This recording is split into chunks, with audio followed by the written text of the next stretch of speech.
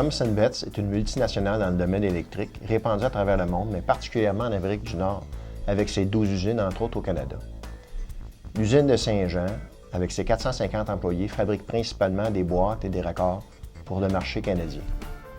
La problématique qu'on a rencontrée au niveau de la manutention en usine nous a amené à se questionner profondément sur comment on peut faire pour rendre notre environnement de travail plus sécuritaire. Il y avait des lifts ici à tonnes, des risques d'accidents, la pollution des gaz, des employés qui recevaient des gaz dans le visage, l'encombrement au poste de travail qui faisait que les employés ne pouvaient pas étaient confinés dans un champ de vision très limité. Pour répondre aux défis d'élimination des chariots élévateurs, nous avons entrepris une vision de développement de chariots tracteurs, c'est-à-dire un train routier qui pourrait amener 3 palettes de produits finis à la fois.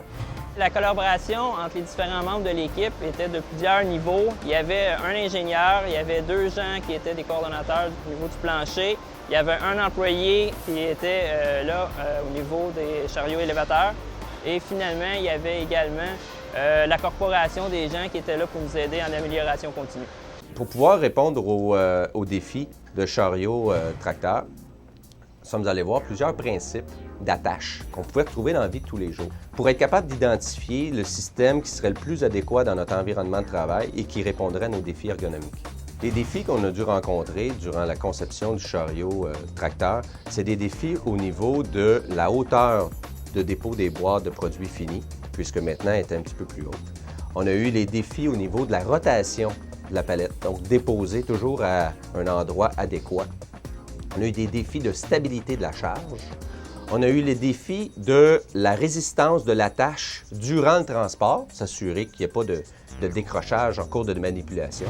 Donc, on partait de 500 circulations à environ 160 circulations par journée.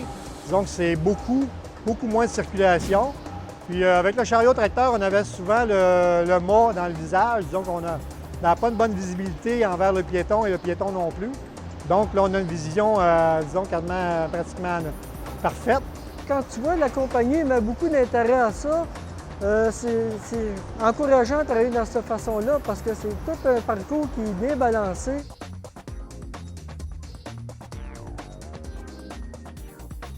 Nous n'avons pas fait de compromis dans ce projet-là entre la production en valeur ajoutée et la santé-sécurité. On a combiné les 2 besoins pour faire en sorte que c'est un projet gagnant pour tout le monde.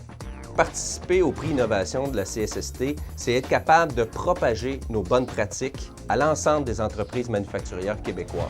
C'est pas la première fois qu'on fait appel au concours. On a déjà gagné des prix comme finaliste.